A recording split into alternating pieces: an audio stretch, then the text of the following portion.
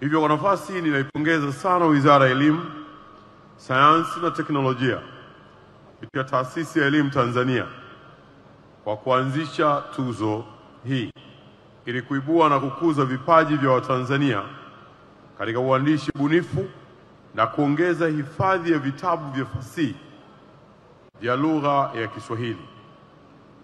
Nimejulishwa kwa tuzo hii ilianza kutolewa mwaka 2023 na kwa moja ya zawadi ya mshindi wa kwanza ni kwa serikali kuchapisha, kuchapa na kusambaza vitabu vilivyoshinda katika shule, maktaba ya taifa na zile za mikoa. Hili ni jambo jema na kwa hakika litasaidia kuongeza vifaa vya kufundishia na kujifunzia vilivyoandaliwa na waandishi wazawa.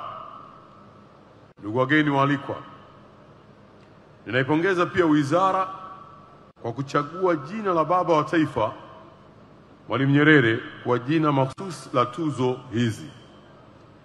Mwalimu Julius Kambarage Nyerere aliendeleza lugha ya Kiswahili na pia alikuwa mwandishi bunifu wa mashairi, riwaya na tafsiri.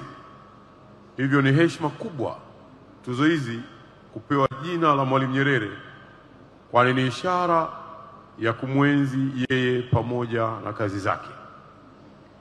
Ndugu wageni waalikwa, nimeelezwa pia kuwa lengo lingine la tuzo hii ni kukuza lugha ya taifa ya Kiswahili.